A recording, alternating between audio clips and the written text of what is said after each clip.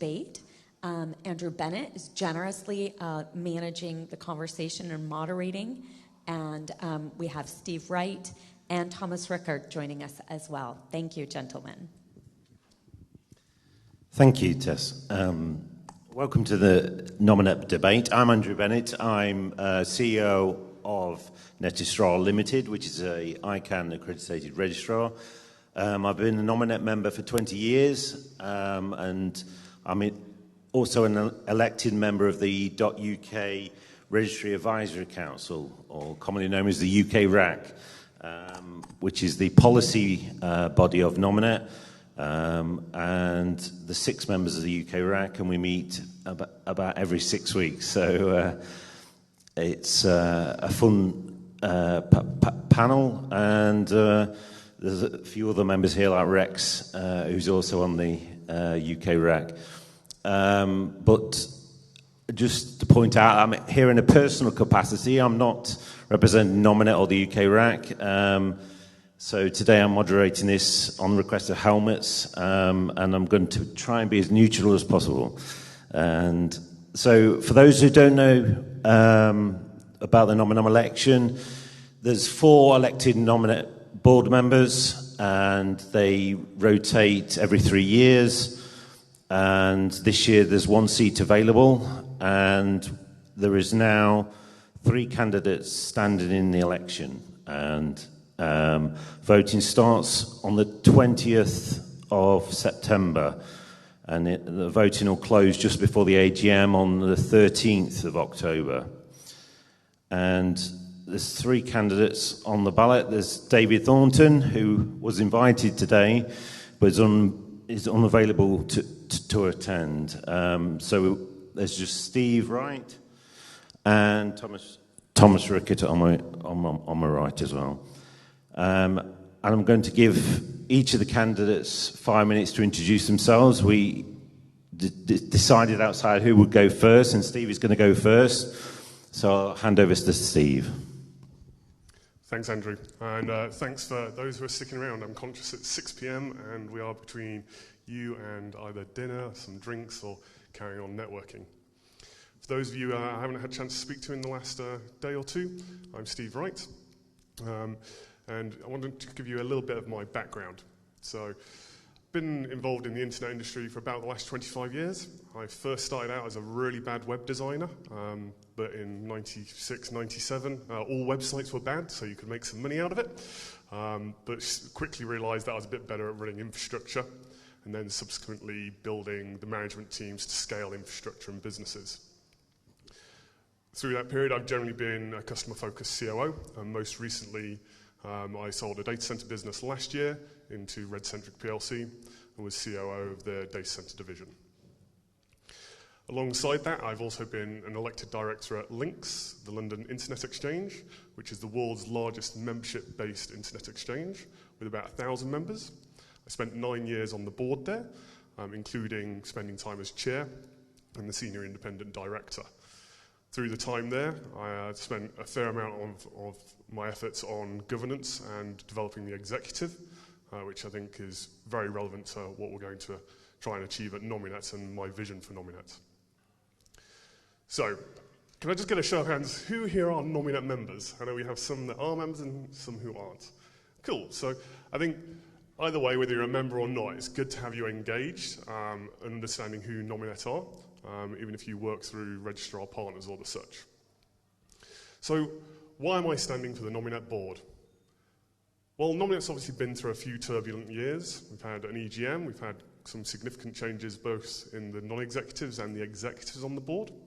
I think it's started to get onto the right path, but I think there needs to be the continued strong voice of the direction of Nominet. Ultimately, I view Nominet as its core focus is the .UK registry. The aims of when the organisation was set up were quite clear. I think the objects, and particularly from a governance standpoint, the objects can be narrowed slightly further to make sure it has a clear focus on delivering and being the world's best CCTLD. Historically, when I look back through the mid-2000s phase, I really thought Nominet was the world's best CCTLD. On the world stage, it was at all the relevant meetings, it was both on the policy and the technology side, being a world-beating organisation. I think we've slipped slightly, and I think we all know that we can do better as an organisation. We can also do a lot better as a member community. We've got 2,500 members in Nominet. Only a very, very small percentage of those people are engaged. And it takes a lot of effort to keep and get a membership base that large engaged. And you have to show them the value of membership. And I'd say from 95% of the members I speak to, the only reason they're really a member is to become a registrar and get discounts on domains. We've got to show some other value in membership and try and encourage that engagement, whether that's through knowledge sharing in industry, supporting events like what Helmut's put on here, so that we can all come together, learn from each other. And I've got experience in doing this. At Links, we held 4 quarterly meetings a year. Where we're getting between 200 and 300 people attending them. A good program of presentations, good engagement from a global community. And then, importantly, the sidebar discussions that happen. That's where the most valuable business and discussions do take place, just around the event. I think we can get Nominet to that place, but it's going to take a lot of work. We've obviously still got some significant trust issues. We've got some challenges around the transparency, which I know Kieran spoke to yesterday, and about the progress that's being made there. But we aren't seeing the full results of that yet. I think we want to be really clear that that's the direction we want to take the organisation. Thank you. Thanks, Steve. And Thomas. Thanks very much, and good evening to you. My name is Thomas Rickert. I had a flu the last couple of days. I'm okay now, but my voice, as you may hear, will hopefully survive for the next hour or so. I'm from Germany, as you will have discerned from my accent already, I'm sure. And I'm a lawyer by profession. I am a managing partner of a law firm based in Bonn with 20 staff, 10 fully qualified lawyers amongst them. And I've been working in the domain industry for almost 25 years, working on domain name disputes.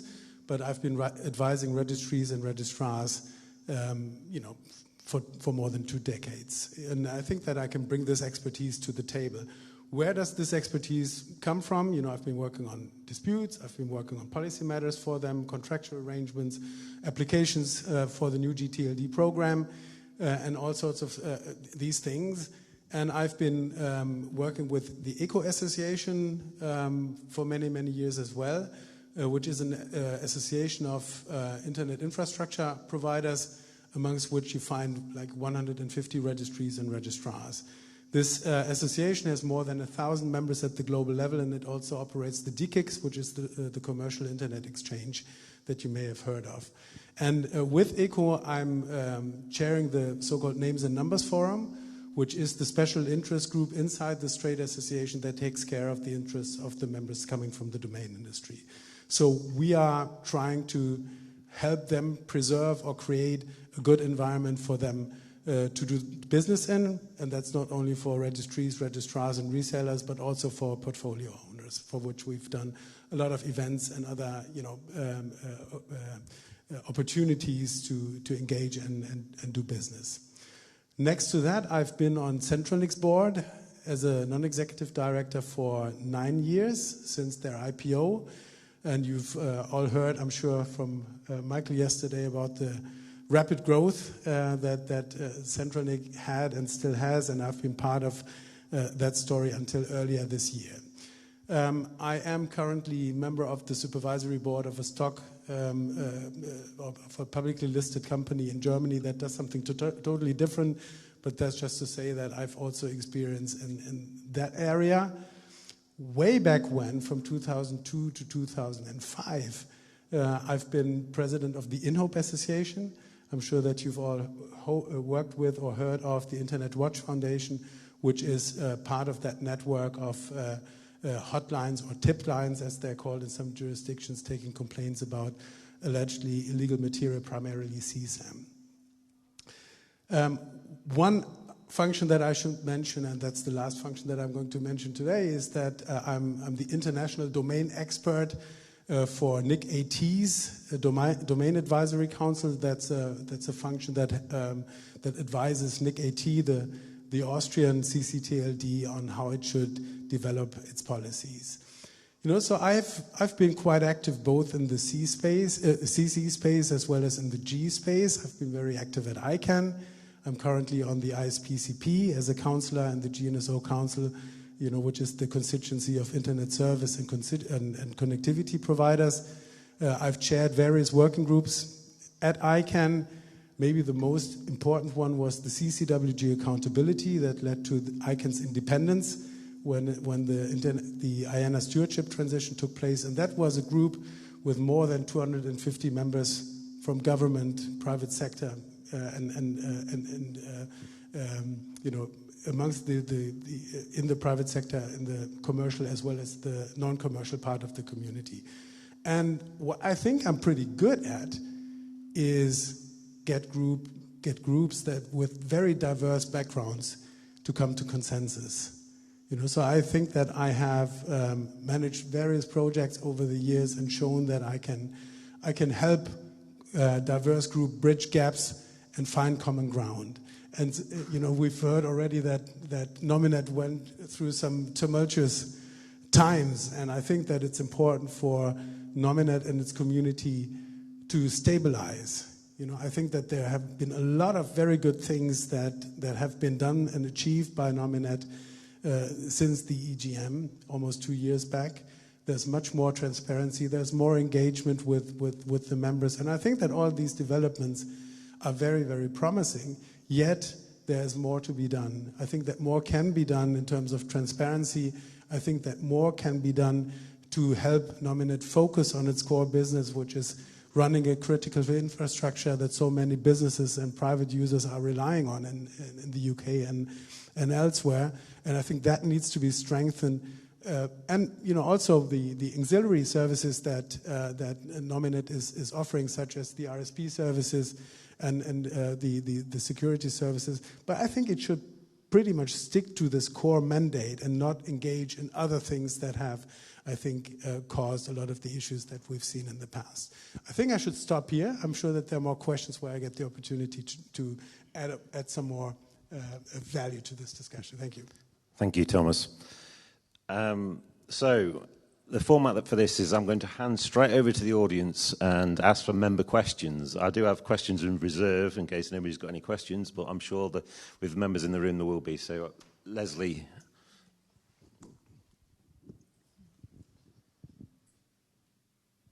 Hi there, I'm Leslie. I'm in my personal capacity as a Nominet member, though, like many others, I've also been a Nominet member through my companies, but today is purely as a personal member.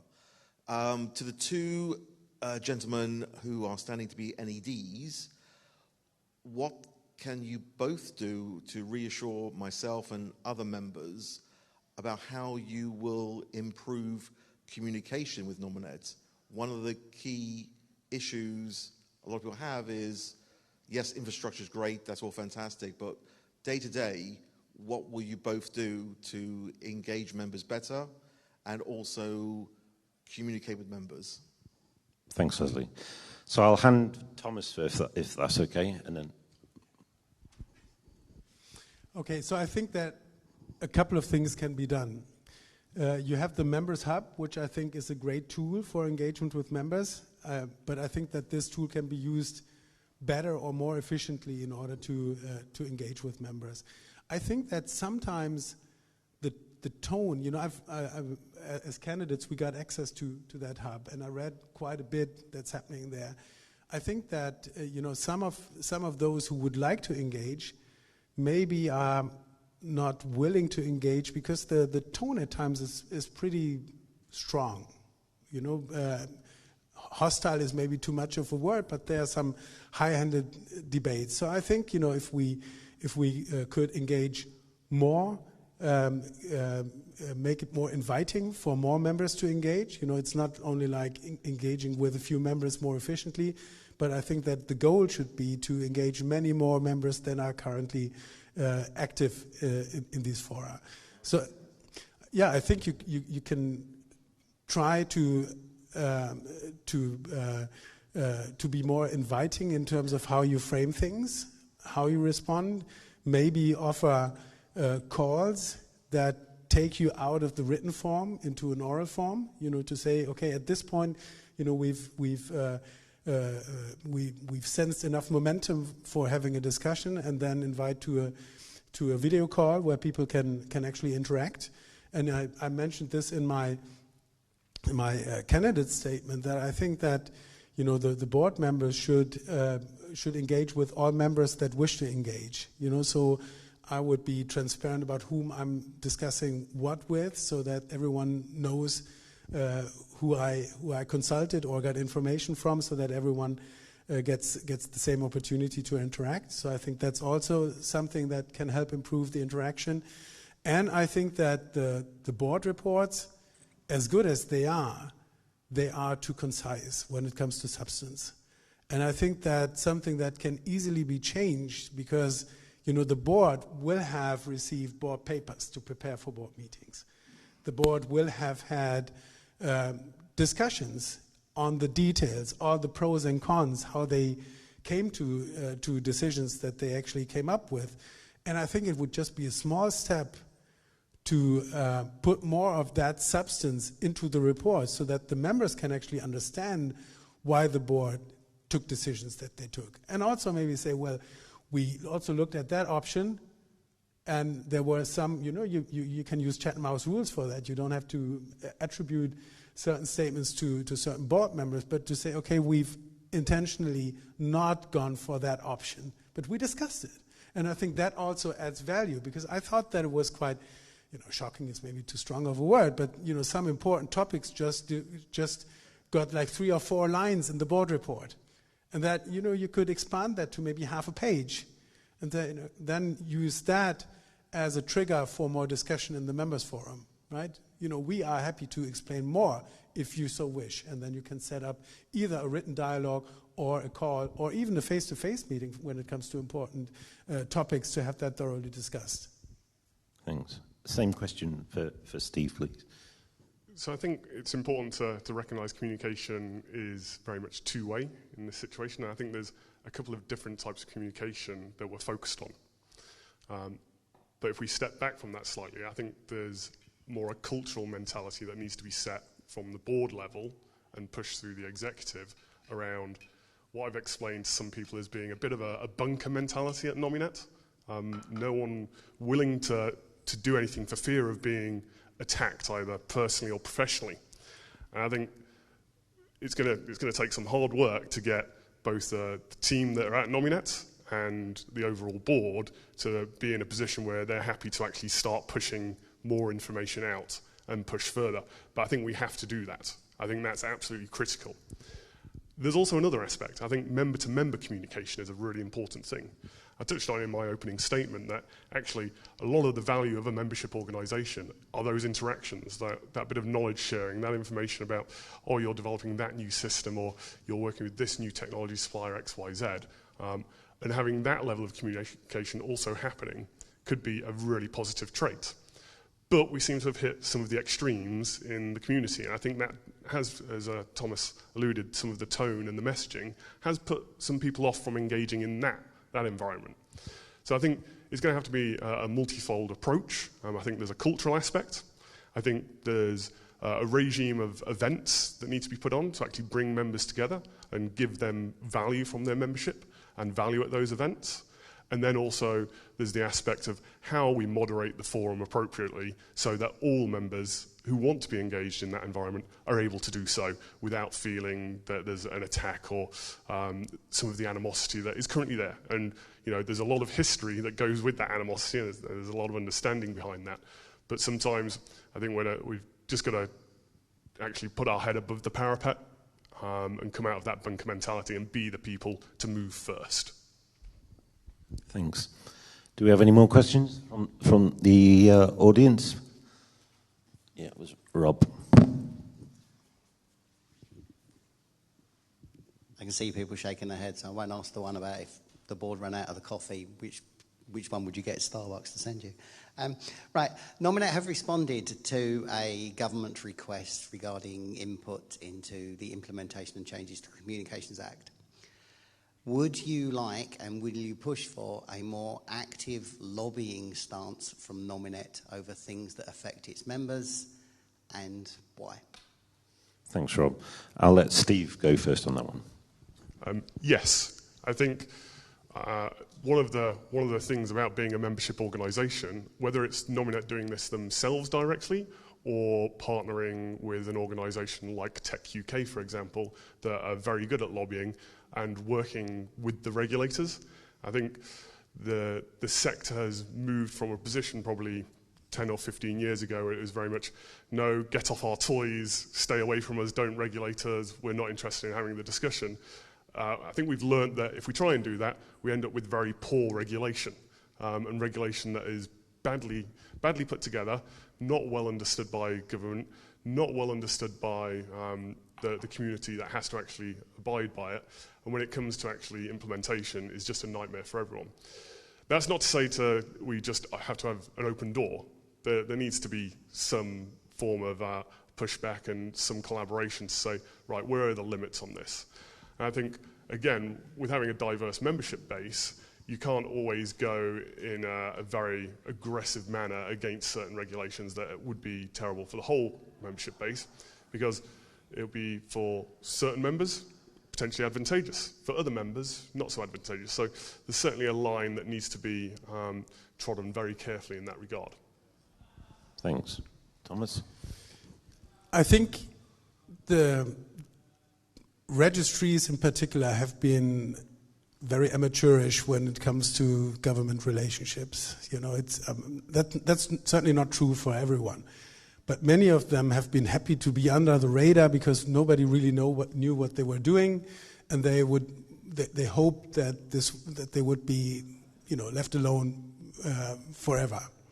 These times are over, and I think that we're seeing an increasingly worrying trend where, when it comes to, as we call it today, DNS abuse, whatever that might be. You know, ICANN is using phishing, farming, botnets, malware, and spam if it's used as a vehicle for the above.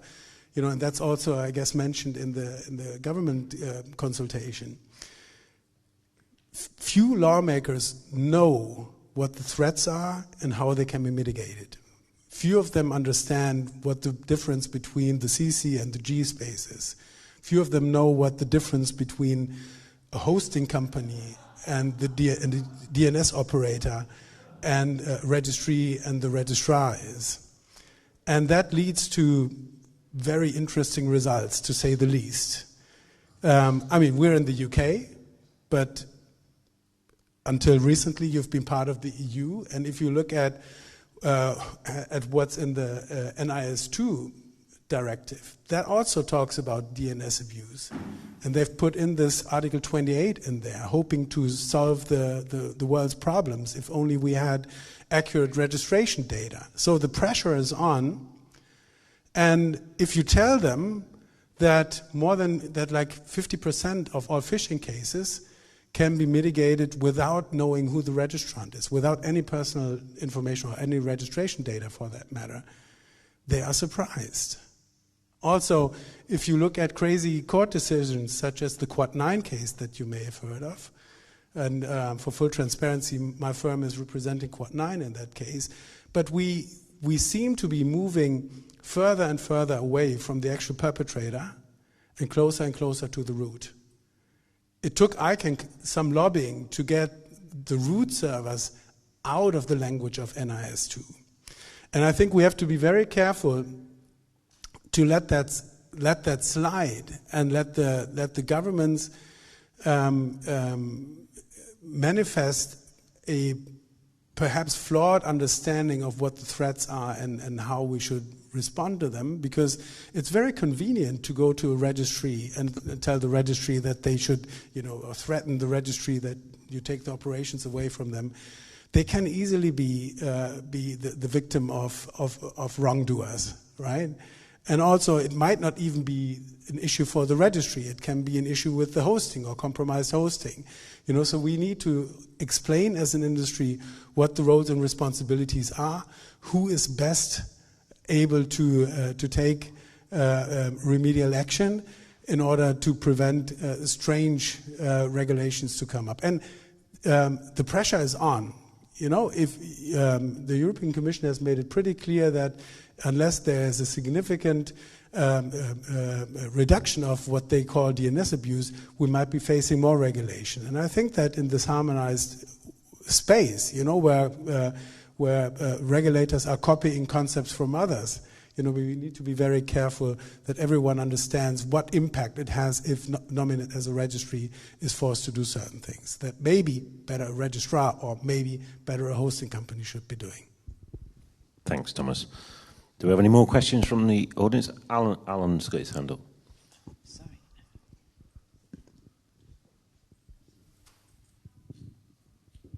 Hello there. A very simple, quick question.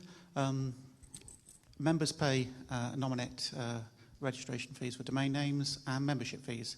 Do you think either or both of these should increase? Should increase? I'd say no. I'd be very careful, you know, not even being on the job and then trying to come up with a new commercial proposal for the members. But I don't think so. I think that, you know, I would have expected your question to be, you know, to call for reduction of registration fees or something. So I'm very cautious with that. I think that the prices as we see them today look pretty balanced. I think that the 100 quid fee for members also looks reasonable, although there's some discussion at the moment. I see Jim's raising his hands. There's some controversy, and I think I don't want to take sides on that because we have competing legal opinions on the validity of some of the practices and the articles. So I think that the prices look okay. Prices are a very sensitive matter. And if you turn that screw up or down, you know, it can have significant impact on the entire ecosystem surrounding a given TLD. If you look at .tk, I mean, it has destroyed the namespace. If you look at highly priced TLDs or CCTLDs in particular, it might prevent people from registering the domain space and adding good websites with good genuine content that could help beef up the reputation of a namespace. So I think it's a very fine balance. Also, you know, you don't want to attract bad actors, but also you don't want to have it too expensive. If I look at the street prices for UK domain names, they look pretty reasonable for me. I think it also helps to show to the outside world that these have substantial value, you know, because we want to create virtual real estate, if you wish, and help people to create more value based on top of that. And that is not easily done with things that are sold too cheaply. And also I think that, you know, if it stays at the 100 quid membership fee, I think that also does not create an impediment for new players to enter the scene and be part of that. You know, I know that Jim is going to ask questions about all the legal side of things, but for the moment, I hope to have answered your question. So I think on the two aspects, looking at the membership fee, you know, sort of, I think £100 probably in the right ballpark. Again, would it go higher if you got more value out of membership? You know, what would people be willing to pay if there was greater value there? Or should at £100 we already should be delivering great value? So it's £500 initial setup. Yeah, there's a joining fee of £500. Remember, I paid this recently to become a personal member. So on domain pricing, I think there's an element of me that wants to take a step back from that, and there should be a clear policy around the budgeting process for the organisation, which then drives clarity on the pricing of domains. So from that aspect, you should know for the next 3 years, for example, right, there's a budget that's been put together. And, you know, I've had arguments with CFOs previously in my non-exec roles.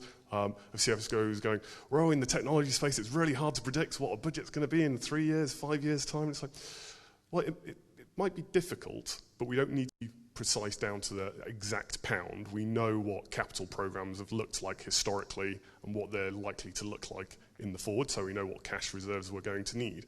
We know what the operational cost of the organisation is going to look like with some level of certainty for 18 to 24 months going forwards. We also know on historic data what renewal rates are going to be looking like and what new uptake's going to look like. So all of that can be at play. And you can add a small buffer in there or actually look to reduce that buffer. Obviously, we're all, I think, acutely aware that Nominet has amassed quite a war chest, for want of a better word. The investment fund, I think, was up to close to 120 million at one point, which is quite excessive for a member-governed organisation. I think making sure that there's a clear policy around reserves as well, and making sure that actually it's understood why Nominet needs to have a set amount of cash in its reserves, and that's understood by the membership as well. And what the black swan event where Nominet's no longer required, right, what does it take to wind the company down? Now that's obviously a very extreme view, but I doubt that would ever happen. But I think it's always good practice to be very clear on that as a membership organisation. Thanks both. Do we have any more questions from the... Jim has got his hand up. Yeah, as Thomas just referenced, and I'll take it in a slightly different direction perhaps, there is, as you know, a consultation going on at the moment for some proposed article changes at Nominet. I don't think it's fair to characterise them as just good housekeeping. There are some quite significant issues that are sort of surreptitiously, I would suggest, being dealt with at the same time. One of those is to do with membership subscriptions, and as it stands, notwithstanding a suggestion that there's competing legal opinions on it, there is actually a court judgment saying that Nominet has to refund a member's fees because they were unlawfully charged. I know Nominet is planning to try and get that set aside, having said that it somehow didn't receive the documents, even though they were served at the company's offices. But given that massive sort of uncertainty, do you think that this consultation, which doesn't refer to that at all in the consultation, should be proceeding, or should it be stayed pending what happens in this litigation? Thanks, Jim. Steve, do you want to go first on that one? Yeah, I think with the articles consultation, I think Nominet's put this off for a long time. We've had the Lyons report, we've had historic reports about Nominet's governance. I think it is overdue for us to be sort of grasping this nettle. And it's been one of those areas where I think there's been a reluctance, again, because of that bunker mentality. So actually, no, I don't think it should be stayed in terms of putting the consultation on hold or the such. I think it's important that we can still see the feedback that has been given. Out of that feedback, which I'm sure a few of you have contributed to, but again, an engagement issue across Nominet, those issues, I'm sure, will be taken into account.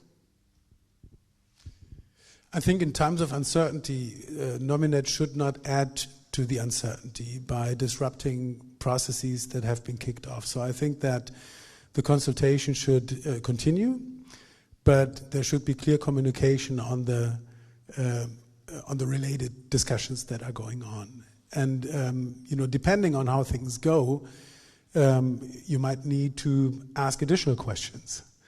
But I would not put everything to a halt at the moment, not least because I don't know enough about these competing legal opinions. And the court decision that you referred to, I think, was a default decision because Nominet did not respond on substance.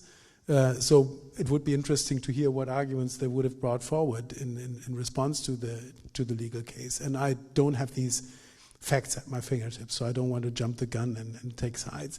But I would agree with you that the changes or the proposed changes are not only pure housekeeping, they're pretty substantive in certain areas. I think that in many parts the proposed changes make a lot of sense, and it's easier to be understood, which I think is important. But when it comes to the voting rights and that I still find very complicated. That may be the case because truth to be told, I just studied law because I didn't want to have anything to do with figures and mechanism for transparency reasons, but it is what it is, and I think that we should actually take a phased approach and deal with things one after the other. Thank you. I think Rob had his hand up next. Sorry, I was just going to say it's not actually true, Steve. That's just a bit of gaslighting, that you may have been told that there haven't been constitutional changes to the Nominet. It's happened a number of times already. This isn't a first time. It's not something that's been put off for a long time. It's been dealt with a number of times, including post the 2006 Act. I think I'd agree for small changes. I think obviously the objects change was quite a significant one, but I think keeping the Nominet fully up to date and systematically on a regime, ensuring that it's kept up to date, I think we can agree that has been neglected. Thank you. Rob, please.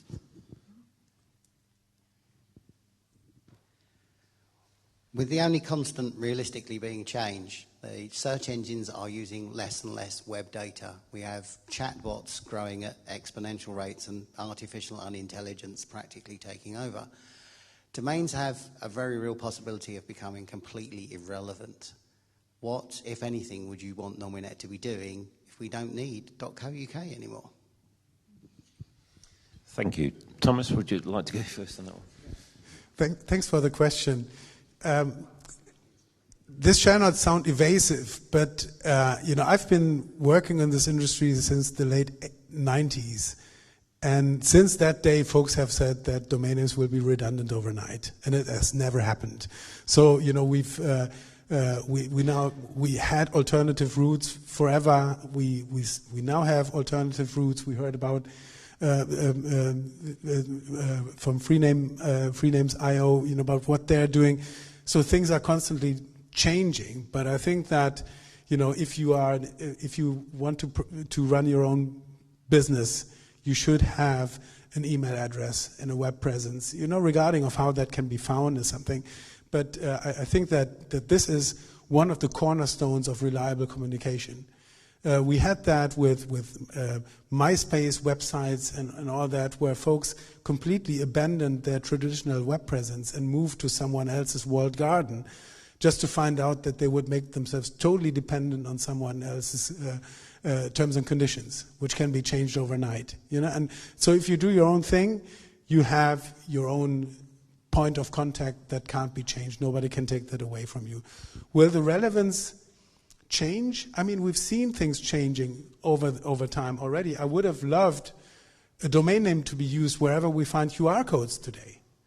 So we have not managed to make domain names sufficiently attractive for a wider audience to buy domain names, to have their own thing, right? Also, a lot of young people don't use domain names. They don't even have email addresses, which I find very, very sad. But yet, I mean, at the moment, growth is not huge, there are few TLDs that are in decline. Others are growing a little bit, but it's not the end of the world. And during the pandemic, we've seen how many people registered domain names in order to, foster their online presence. So I don't share the pessimism. There are certainly competing technologies, but I still own some domain names, and I hope that they're going to be pretty valuable in the years to come. And just to completely answer the question, I think there's no threat to Nominet's reason to exist. I agree with a lot of what Thomas has said there. I think we can look at the domain industry, we can look at other areas of technology. I've worked in the the ISP space, the data center space, the cloud space or hosting space. And over the last 20 years, people have always gone, oh, well, that area of technology is going to die, or, oh, no, everyone's going to move to a hyperscaler, everyone's going to use and approach it in a very different way. But still, we're still building data centers, we're still having new hosting companies set up, we're still seeing new cloud businesses, we're still seeing more generic TLDs being proposed. So I think there's an aspect there of, I don't think .uk and specifically Nominet is at risk in that regard. However, I did touch on that Black Swan event where nobody renews their .uk domains and actually there's no associated revenues with Nominet, but that'd be okay. If there isn't a reason to be running .uk and therefore Nominet doesn't have a purpose anymore, Nominet doesn't need to be there. It sounds a kind of extreme view, but it's again, a membership organisation set up with a very clear purpose. I think we've obviously seen with the Siglass debacle what happens when people view that an organisation needs to diversify its business, but actually where it's a very focused business serving the UK and global scene, it has to remain focused on that. If that purpose ends, okay, so be it. Thank you. Rex, please. Hello, my name is Rex. I should just mention I'm a member of the UK Registry Advisory Council, but I'm talking in a personal capacity.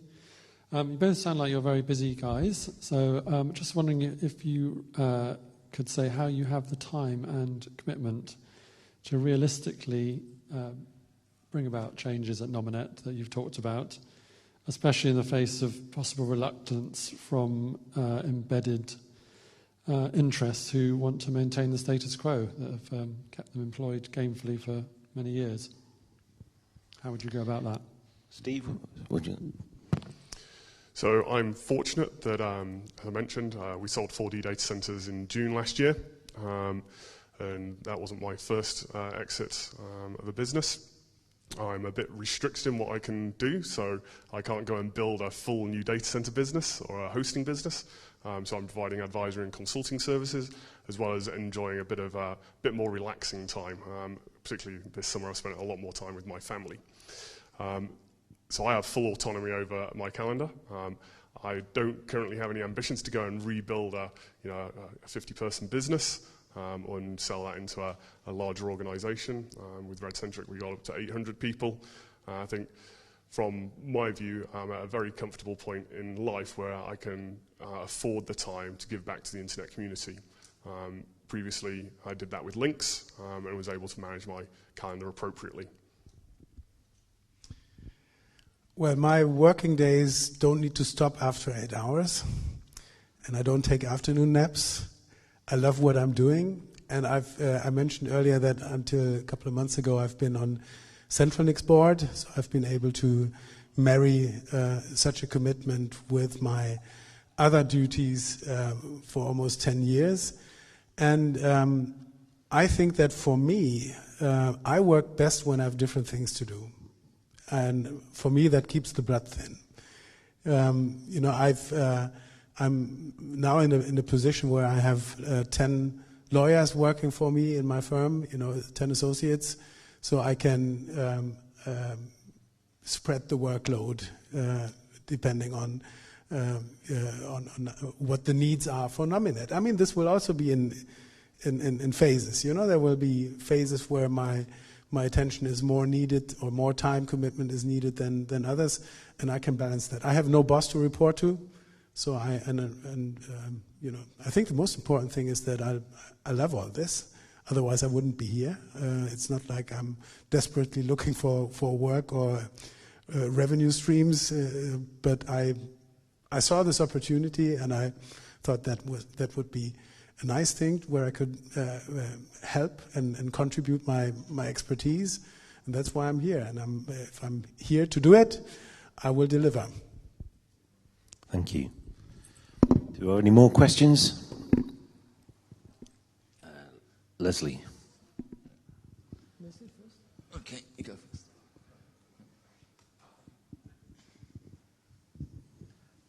So the question is, imagine you've just been elected and you've won.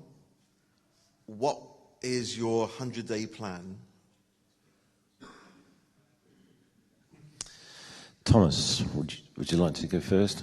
Well, these 100-day plans are more for executives, I guess, rather than non-executives. So, you know, you're fully okay in asking or hearing my expectations. But I think that Nominet does have this induction program, which I'm going to take.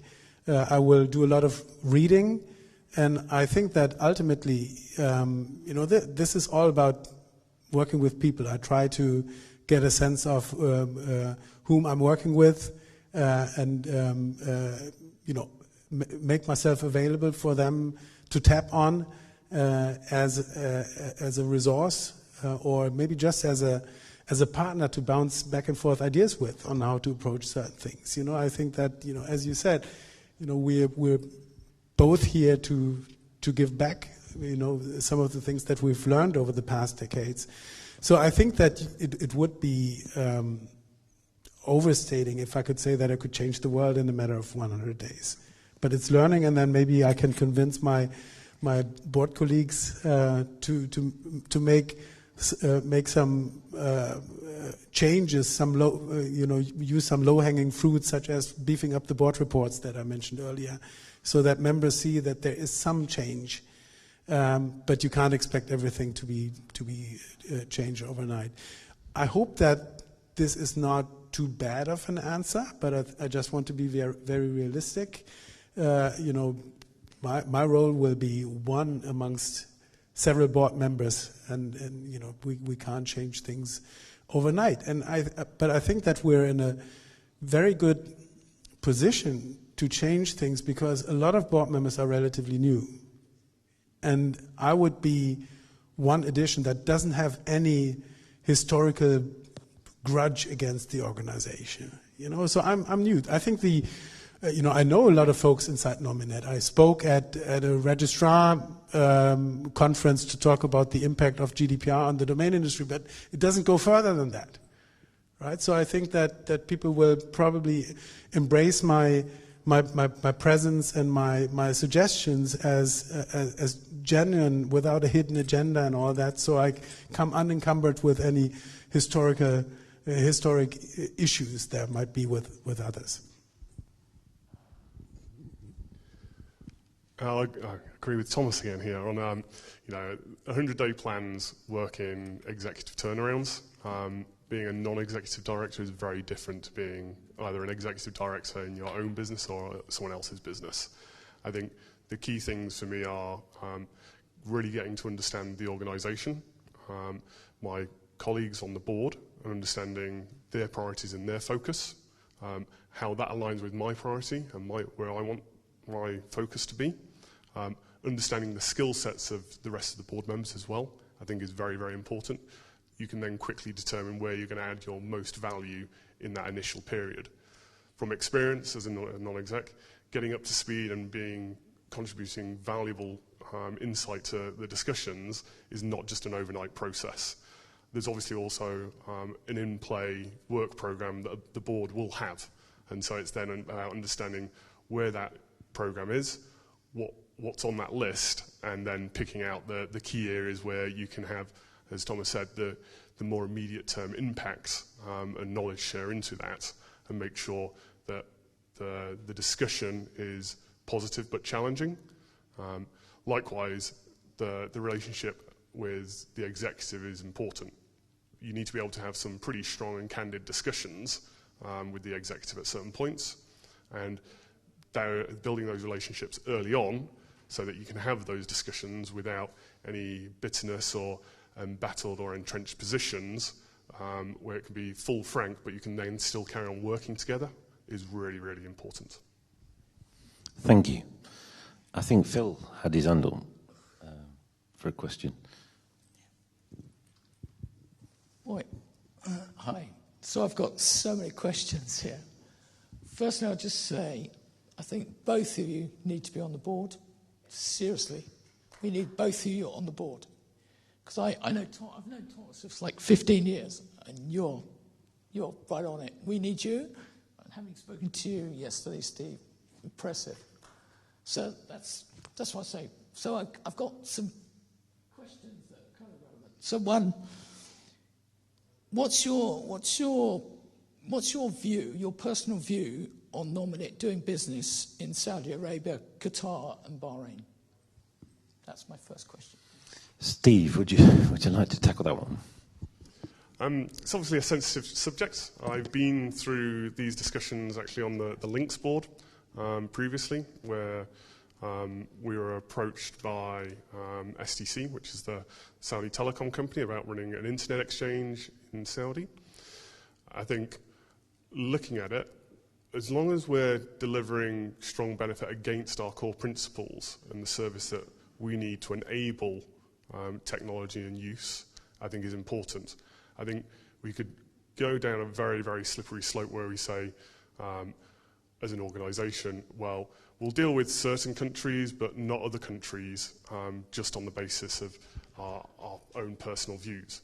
There's obviously certain sanctions in place with certain countries where you cannot do business. I think we have to work on the basis of being an organisation governed in the UK and adhering to that.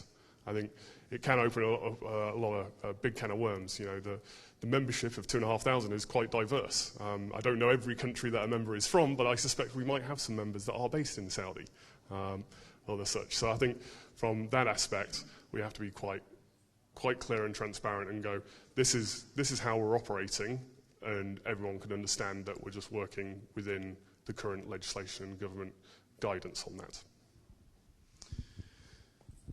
Assuming that Nominet does not offer other services than you likely have in mind, I wouldn't have anything against it. I mean, certainly if Nominet started producing software that would aid the suppression of citizens or the like, that would be a different story. But helping with digital infrastructure will always enable the population. And that's something that I think is important. To give you just one example, if you look at the Taliban regime, which basically took all female workers out of their jobs, which prevents women and girls from going to school and being properly educated, they have the opportunity of doing distance learning, and that is done via digital infrastructure. You know, so I think that whilst it might be perceived as aiding a government whose policies you might not be in agreement with, it always has the strong undercurrent of enabling the population to get hold of information. And ultimately, I think it was Anthony Van Koevering who said that, you know, ultimately it will lead to the fragmentation of these governments and not of the internet. Thank you. Phil, did you have one more question, or the best? Pick the best one, please. Right, next one.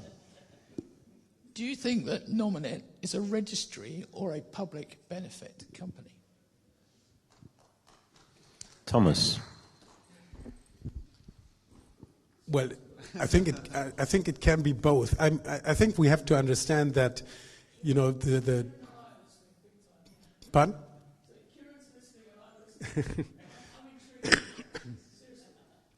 So, it is for sure a registry, and particularly in the CC space, we have so many different setups under which CCTLDs are being operated. Some of them are privately owned and run totally as a commercial enterprise.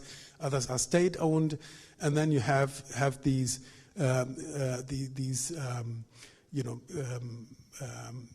in between things that are, you know, government supervised but still independent, and then you have organizations that try to use their position as money-making operations for the greater good. And I think that this concept that you don't only find here, but in Austria you have Internet Stiftung Austria, who is above the registry, and that also distribute some of the funds to help worthwhile or worthy projects to be supported. You have that in many other CCs. So I think that this concept that's been invented many years back is applaudable. Whether it is deployed to its fullest extent, I don't know. I also think that there are some questions that can validly be asked about whom financial contributions should be made to and what the parameters for that are. But I think that those two terms are not mutually exclusive for Nominet. Thank you. Steve. At its heart, it's a registry. It runs .uk. Now, from that, we as citizens in the UK and users of the internet in the UK, we can class that as a benefit because Nominet does a very good job at running the .uk registry. If we then look at the definition of public benefit, I think that's where we can often find ourselves tripping over slightly.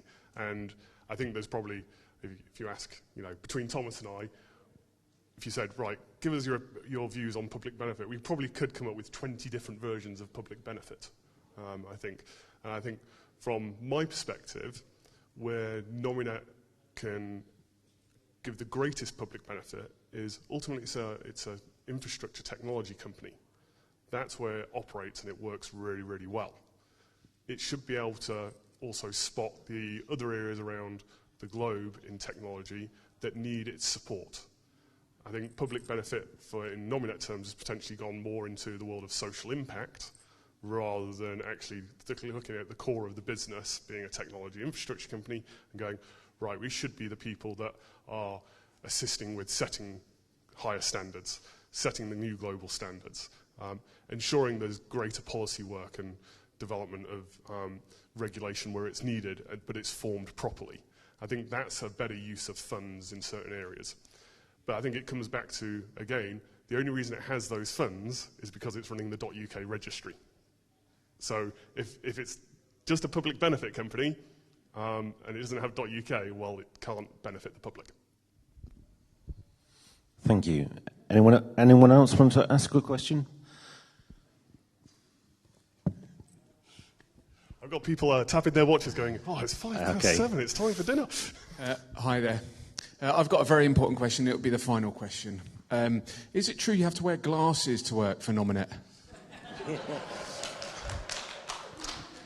In this year's candidate pack, it said you had to wear black-rimmed, relatively square glasses. There was also a requirement to grow a beard. I've started, but it's not my forte. It takes me about 2 years to get ready for Movember. So, I'm happy it's not sunglasses that we had to wear in these conditions. And the moderator's got glasses on too.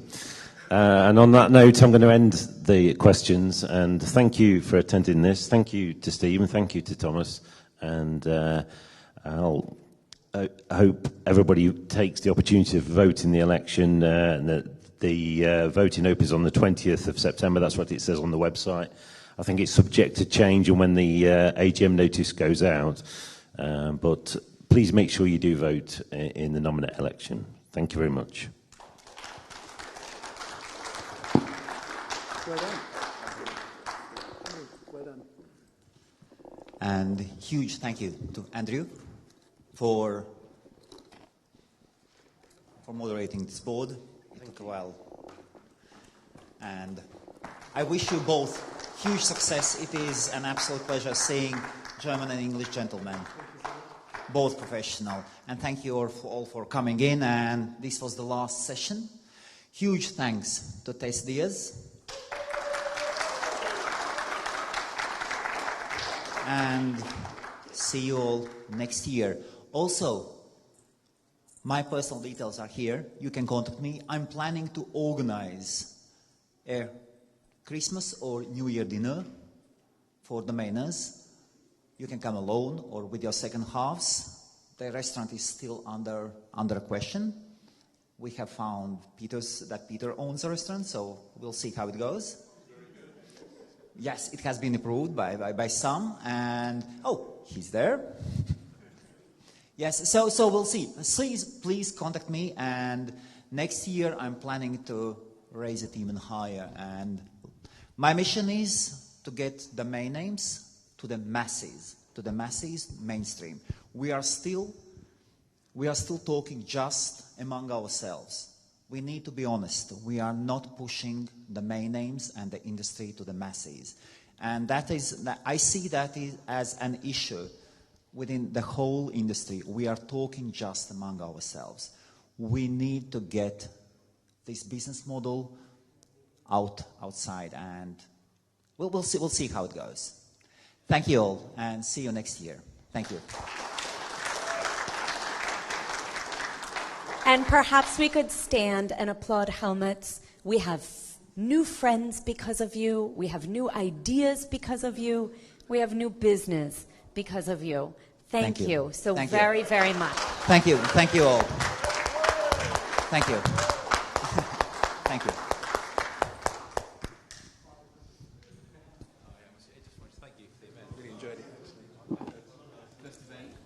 You're amazing. So wonderful. Where are you from? I'm from the United States, from Arizona, near California. Yeah, in the desert with